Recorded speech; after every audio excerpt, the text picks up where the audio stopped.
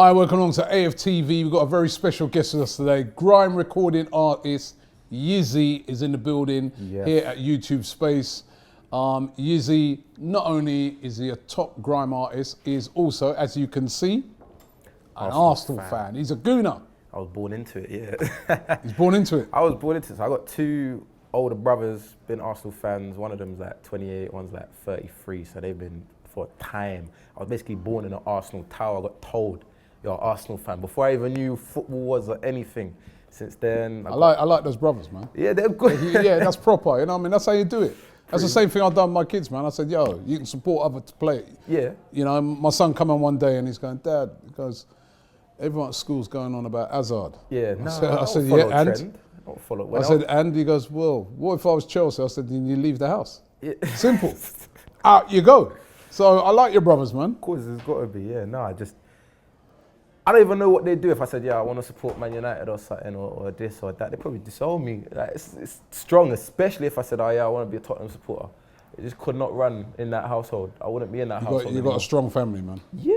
That's a proper family, you know what I mean? Your family's together. Yeah, it's a unit. That's how it's got to be.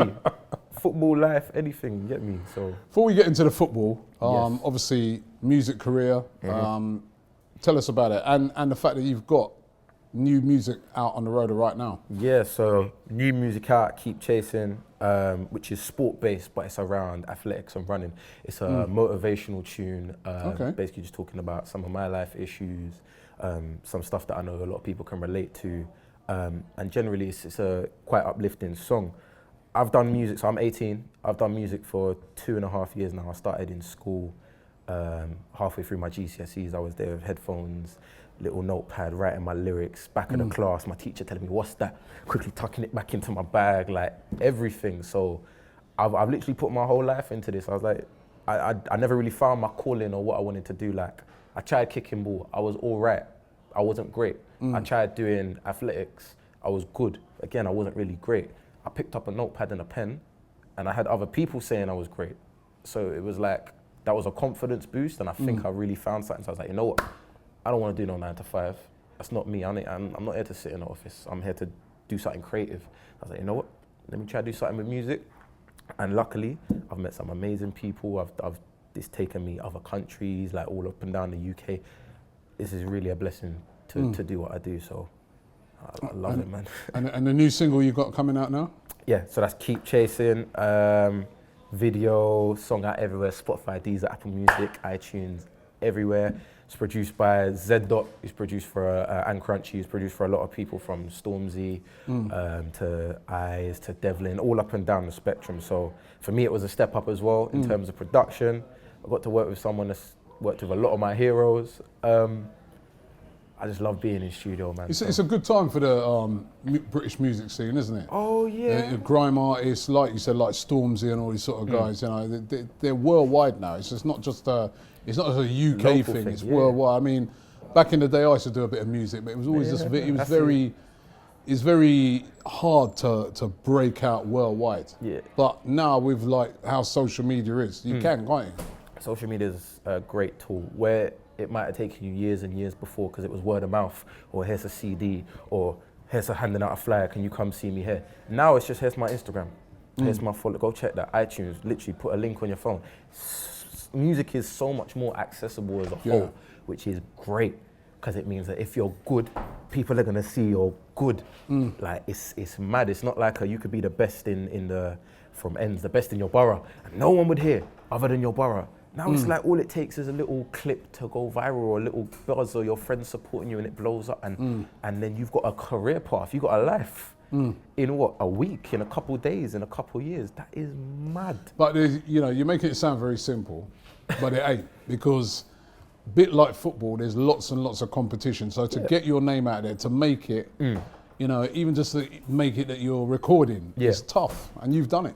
When I say like people can blow up or that, anyone can do music, but not anyone can be great at music. You can't be the legendary artist of the Stormzys or the Elton Johns or whoever it is.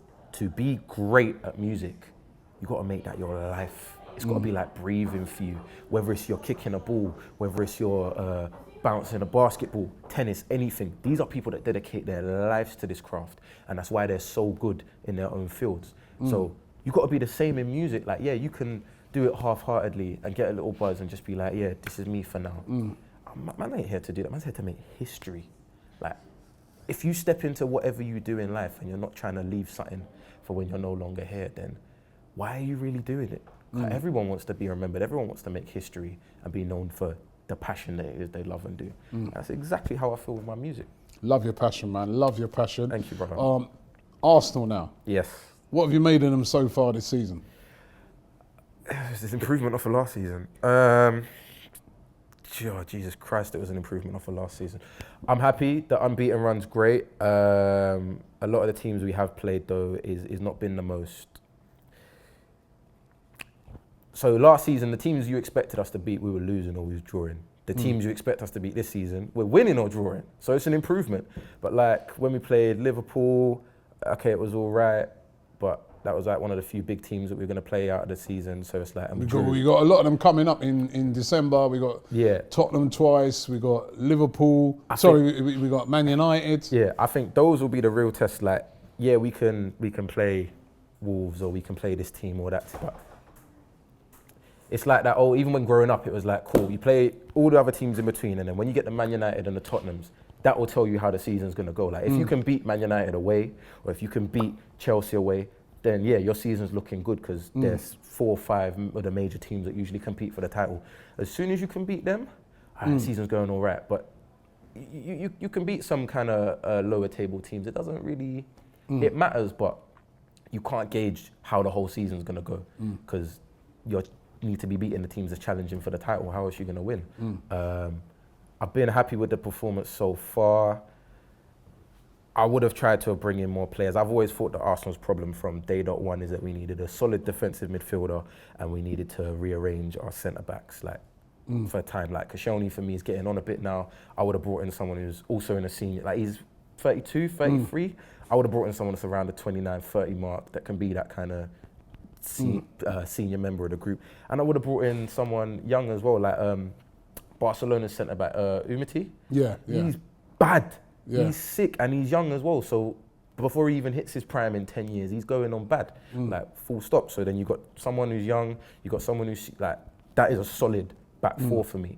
And then defensive mid, our problem's never been scoring goals. It's been, we can't stop conceding like for time. Like we've always had 6 strikers, whether it's Bergkamp or Henry, whether it's Lacazette or Aubameyang. We've had people that can find the back of the net, but the other teams just outscore us.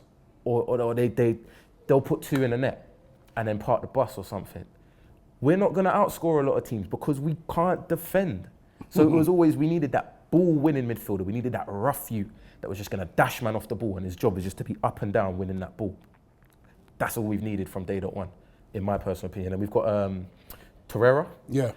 Bad. I've seen him running up. He's a monster. He doesn't stop.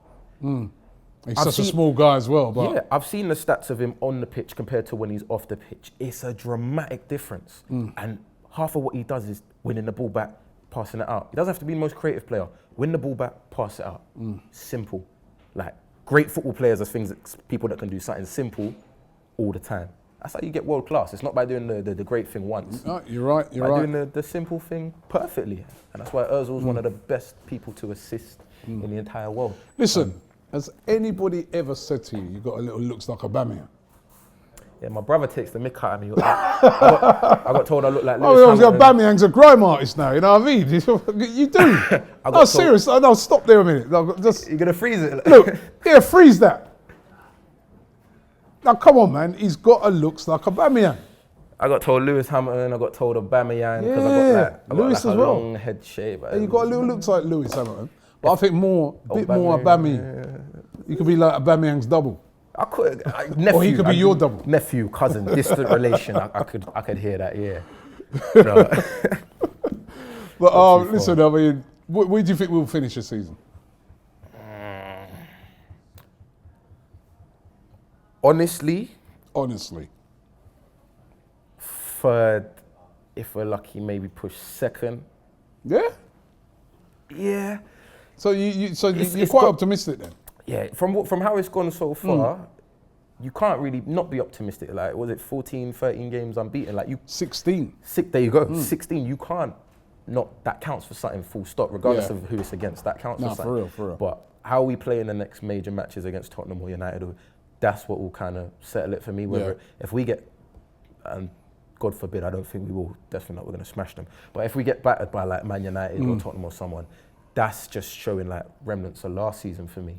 Where it's like we couldn't stand up to lower level teams, let alone the big teams. Like if we can go and batter Man United a good 3-0 and let them know, Aubameyang, Lacazette, always, this is a man that will put goals in the back of your net at whatever stadium, our stadium, your stadium, full stop.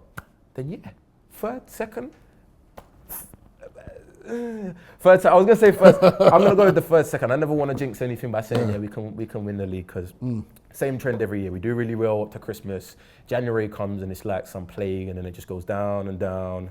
It's a vicious cycle of doing really well. Yeah, we're gonna win the league. We definitely got to break that cycle. We got to break that cycle. It's horrible. I was every lunchtime when I was in school, especially if it was like the Monday after the weekend, we just to get grilled, you know.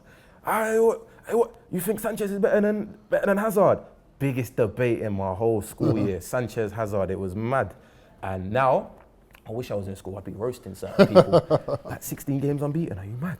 But no, I think second, third, God willing, Listen, first. I'll take any of those right now. Trust me, if we could hit that, it'd be brilliant. Definitely.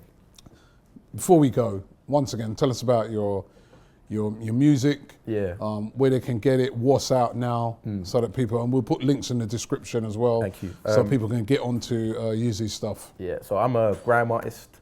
I was born and raised Lewisham, Southeast London, so I've listened to grime, to garage, everything from a really, really young age. I've had it in the house. I said to myself, you know what, I want to try and spit some bars. I was going on radio. I've practiced my craft now. I've got really, really good at it. Been blessed to be given some opportunities like this, whether it's to do with music or outside of music. And I love this, man. I made this my life. The day I decided to make this my life, I've put everything into this, like passion, time, effort, money, everything I could, because this is what I want to do with my life. I feel like I found my calling. So yeah, similar grime artists, Gets, Devlin, Skepta, Bugsy Malone, all of the above. These are people that you might know. I do similar sounding music to them. New song, Keep Chasing, out now. Hopefully definitely gonna hear a lot more music from me in the new year as well. And yeah, maybe there'll be a little football tune or something brewing that we can cook up. Sounds still good. ain't done one of them yet, and I've got football bars. So. Sounds good. Listen, thank you very much for coming on. Thank you, man. It's been a pleasure. Yizzy. Don't forget the link. Check out the links in the description. Take you to all of his music, and he's a massive gooner as well. And let's hope he's right. I'm hoping that he's right. When he says second, third, I'll take that right now. Trust me, I'll take that right now. All good. Thank you, man.